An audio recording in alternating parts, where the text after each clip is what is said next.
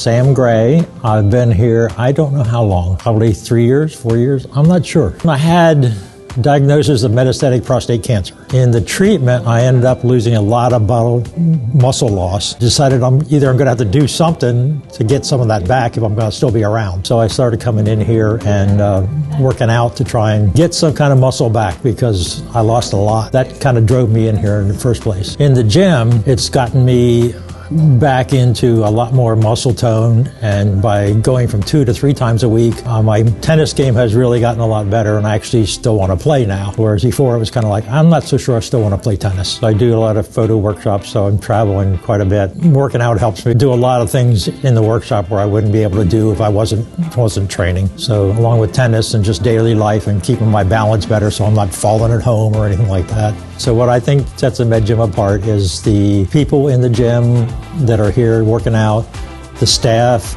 and the camaraderie with the people you have in the gym that makes it, a lot better. If you don't want to exercise on your own and you need some incentive, that is where you want to go. You want to go someplace that's going to give you incentive. You're going to have a good time with people. You'll get in a routine to where you'll want to work out, where before, I wouldn't do it at home by myself.